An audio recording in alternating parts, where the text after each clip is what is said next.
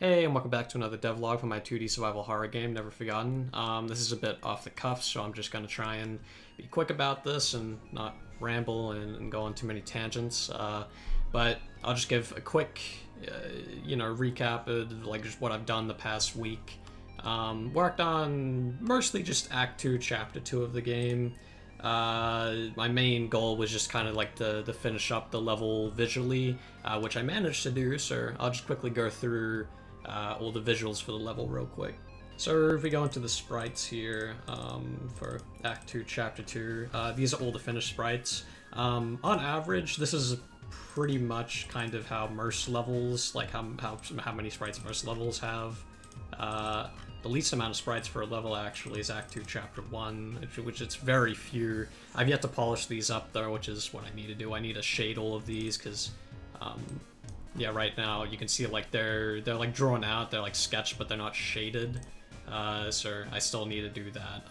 But for all of Chapter 2's sprites, I actually went ahead and shaded them because I just wanted to get that out of the way right away because I'm pretty confident that these level designs aren't going to change very much, so just polishing the assets now just saves me time having to go back later, so that's why I made that choice. Going into the level here, you can see I'm just going to mute the game because I don't really need the audio, but I've shown off some of this, my like a little bit of progress that I was making, but I'll just quickly like go through all the stuff that I haven't really shown off yet.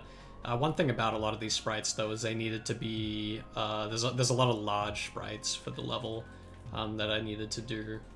And also I had to do some pretty cool stuff where I had to... Well, cool stuff. I had to draw things that I'm not comfortable drawing, like these cars, for example, right here. I don't draw vehicles. As a result, like, they look pretty boxy, and... Wow, I ran into a bug. I'm stuck in the collision here. I should probably get that sorted out. I'll just move myself real quick. Where am I? Yeah, get out of there. That shouldn't be too difficult to fix. I just need to change some collision there and like where you spawn. I'm actually probably about to die. I'm at 2 HP, but like the car, like, yeah, it looks pretty boxy, but it gets the general idea across that it is a vehicle. So I just kind of like go with the mantra, you know, like good enough. But yeah, no, I got some interesting areas and stuff, you know, like, it's cool. I really have no idea what to even say. I haven't even tested this, like, puzzle in forever, so I don't even know if this is gonna work, but I'll just skip ahead to some later sections. Alright, so a bit further ahead now, just past that puzzle. Ironically enough, like, yeah, no, it did work, which, yeah, that's good. I got a little steam thing here, so you can't get through, because there's steam going off. These are like some maintenance tunnel thingies. But you know, I still need to go through and test the level. The next step after what I've done with like the levels, the levels visuals is I need to add an ambience. And yesterday I worked on that. I got all the ambience that I needed for this level done. I have the triggers for the music and the ambience, like when you walk into an area that plays music, there's a trigger for it. I have all the triggers set up. I do that before I actually make the stuff, because, you know, then all I have to do is just put the music in the game and then just set it so like the trigger here plays the, you know, this music. So it makes things a bit easier. No collision for this guy, so I can just walk all over him. And it's a text object, so it just says text object. And the door for that area does not spawn me in the correct place. Yeah, I've tested this, haven't I? I have not touched this level in a while, so I'm guessing the door there... I swear I had played through this section before, so I don't know why that shot me all the way over there. Ooh, and that looks funky. That's still using a test sprite. And there's supposed to be an item over here, but I haven't placed it yet. But this enemy still hasn't had their sprite set up, so they're using a sprite from another enemy in the game. But yeah, so just go, and I didn't set up the teleports for these doors. I call them no, not teleports, but like transport points. Holy shit, that sent me far out. Yeah, so I just copy pasted a door, and each door has a transport point, which is just a child object that is the place where it transports the player to. So I never adjusted it for that door because I just copy pasted that door from... Oh wait, no, actually no, what happened is because I had given them the correct position. It's because I gave them sprites. These used to be like, you know, 2x2, but I had to scale these up to like 8x8 because that's the size of the sprite. So what happened is it would have adjusted the position of the child object, and I haven't adjusted for that because I completely forgot that was a thing that could happen. So that's my bad, but you know, it's not like a massive deal or anything. But anyways, you go in here, turn this thing off, unlock the door, and then, oh hey, you can go up here now, the steam stopped. Clearly a level of polish isn't here yet, like with like the collision and such, and of course, you know, more like sound effects, and this gradient right here is off. Like this shouldn't be like this, where like half the player is covered in a gradient there. I need to fix that. It would just be the order of the sprites. But you know, like generally speaking, everything is working mostly as it should, which is it's what's important. And this is how you get out of the level. You use a crowbar. If I click on that, it's just gonna probably cause an error because it doesn't have a string for the next level to load. But I'll quickly show off one of the more interesting new things to show off real quick. So if you go up this way, which is there was a section earlier where I could have taken, I can't speak, where I could have taken a different path. I gotta redo the speed at which these enemies move, because right now they're patterned. Yeah, I don't even think you can walk through that. But you know, that's just the thing where it's just like, I literally just, I prototyped this and then I put visuals on top of it. So it plays like a prototype still. That's why it's unpolished in a sense. I wanted to get the visuals done, and then after that, then I go through and playtest the shit out of it and start doing more stuff. Anyways, one of the more interesting things is there's an enemy here, and if you fight them, oh wow, look at that. There's more detailed portraits. If you had seen the game before, you would know that you would not have portraits this detailed when you fight enemies. It would just be the overworld sprite, pretty much. And so I had to do a little bit of finagling to get this to work with the battle system. Not much. It's just like, it wasn't built into it before, so now I had to make it so that it renders a different sprite. Mainly all I had to do was just change animations. But you know, that caused some issues because some animations transitioned into other animations and whatever else. But point being, it works. It wasn't like a ridiculous change. It was just mostly the way the enemies handle animations. So now they can switch between this battle sprite and then the Earthworld sprite when they need to. So anyways, yeah, it was just like to give the enemies a bit more detail. I've only done this with these enemies so far because I wanted to test it first, because I thought like, oh hey, that's a neat idea, but I need to test this first to see if it's even possible with the system.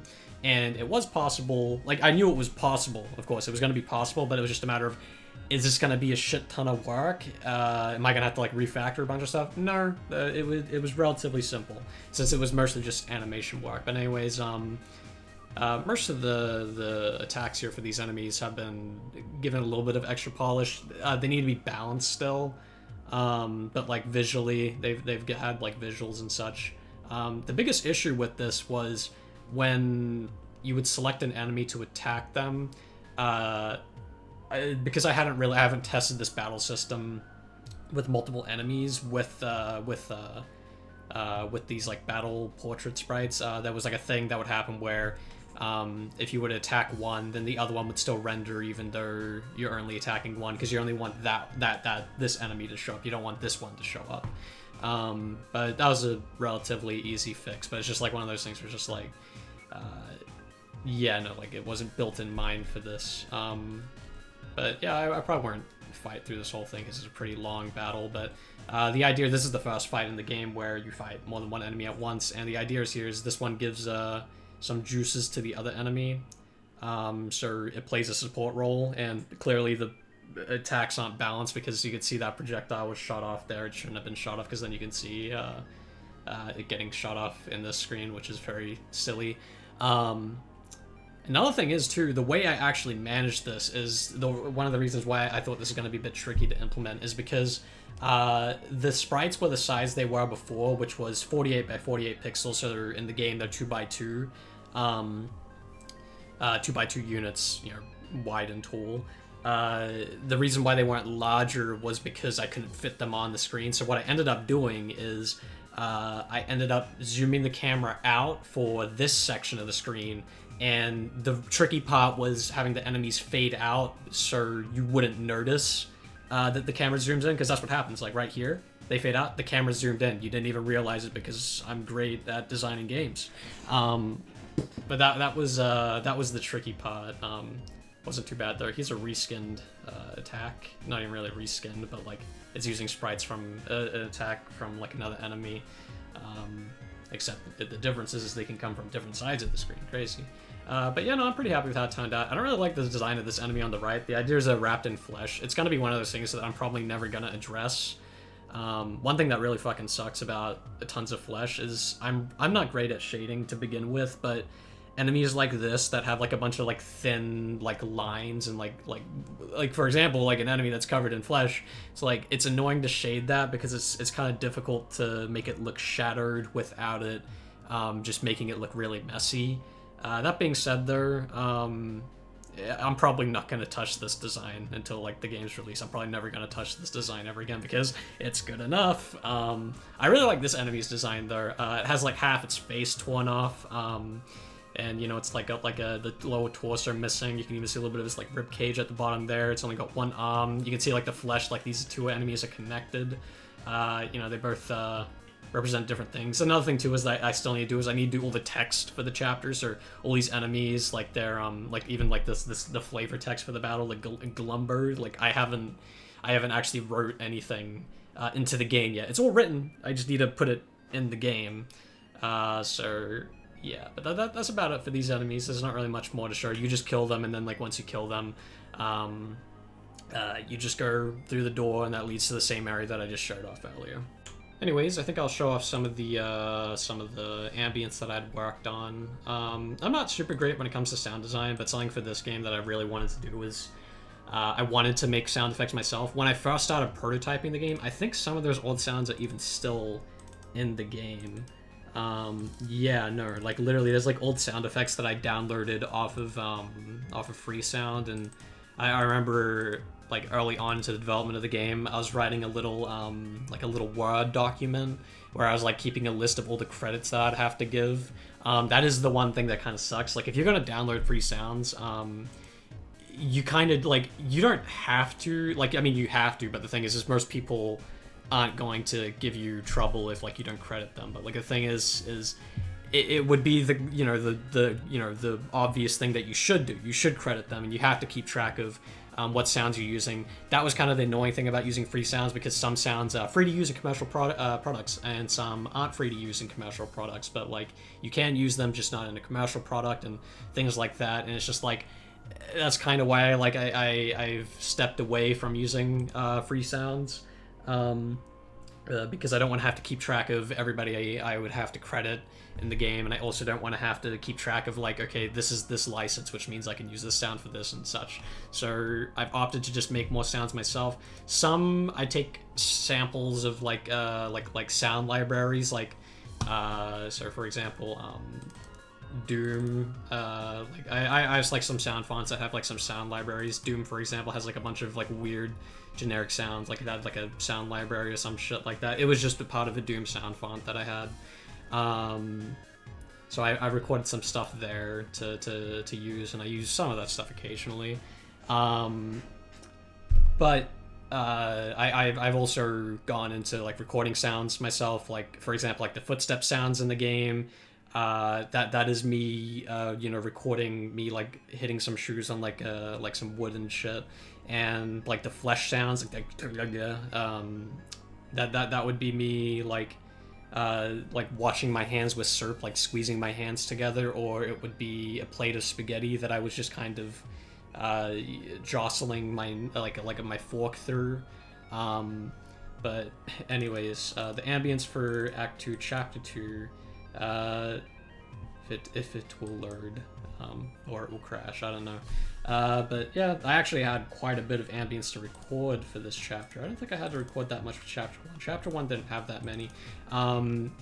Given that Act 2 has a lot more unique areas, like you think Act 1, Chapter 1, it's set in a forest with the house. Chapter 2, it's pretty much a forest with a house and like, you know, like a garden and like, oh, there's like a maze on the right, but generally speaking it's a very similar setting. And then chapter 3, not really set in the forest, it's set mostly in a big house.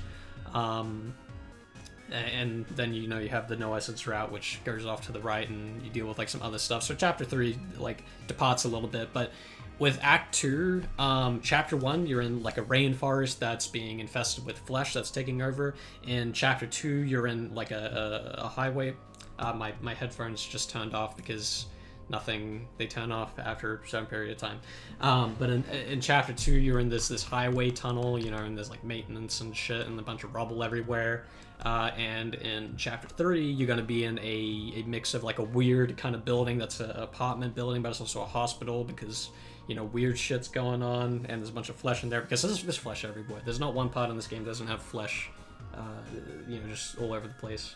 So Act 2 has like a lot more variety in terms of its environments, and with Act 1, I was able to reuse a lot of ambient sounds, and even with that's the wrong thing. Even with Act 2, Chapter 1, because it's outside, I was able to reuse a lot of ambience from, you know, previous in the game, because a lot of other areas were outdoors, so that's why I have to do a lot more ambience work, but I'll try and pick things that I know like aren't like horrible ambience. I think Steam Tunnel is kind of interesting.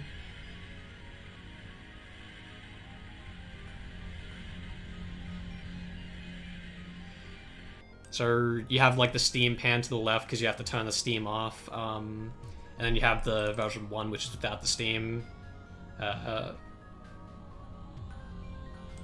So that little like that ding ding ding ding, that sound was me like dragging a pen along my fan, and the steam itself, that's just me going sss, and it's like slowed down and such.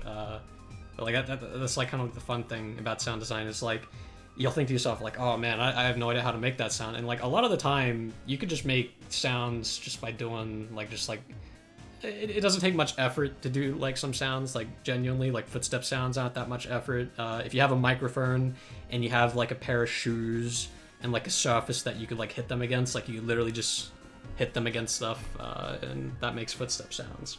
But like, what else is like a decent? I think maintenance tunnel is interesting.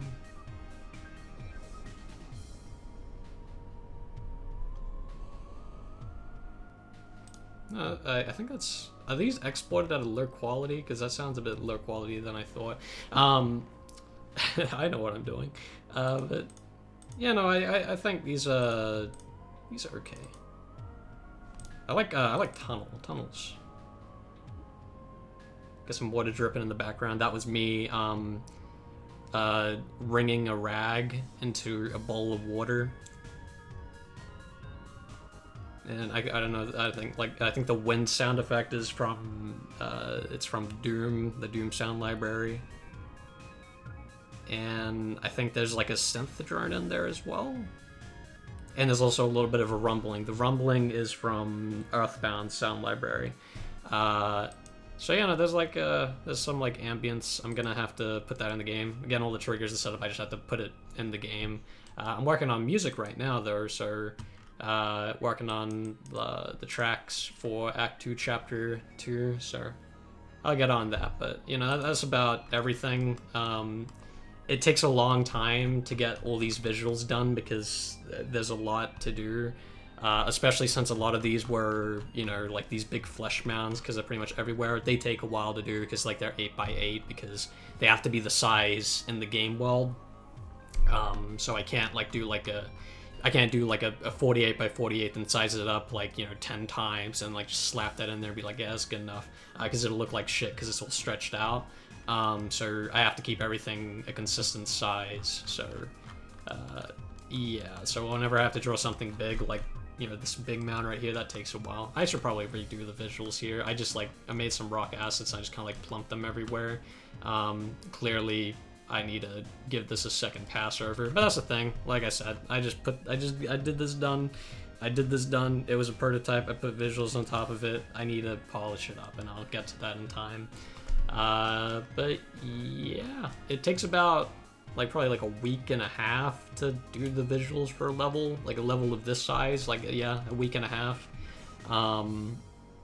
And that sounds like a long time, but considering that the release of the game is at the end of this year and this level functions from start to finish with like a few bugs here and there that are easy to fix, it'll just be a matter of me going back through and just adjusting a few things. But point being is this level is technically playable, aside from the door teleporting you out of bounds and you getting stuck inside of collision when you're going down in that like road area. But point being is like I am very, very incredibly confident that this is going to be done within like the next like 3 to 5 months, at least. Like at the very least, the default route of the game, which is just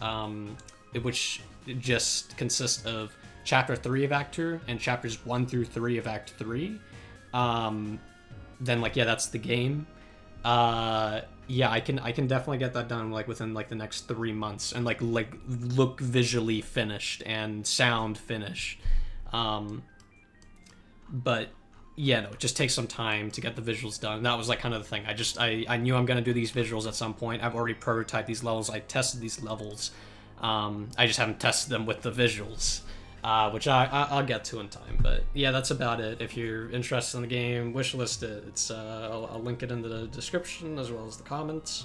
Yeah, this is probably gonna be the style of devlogs from now on. I'm not gonna be spending too much longer on them. I just want to be able to get these out quickly and focus more on just showing what I've done. This is what I've done, sir. That was it. See you next week. Yeah.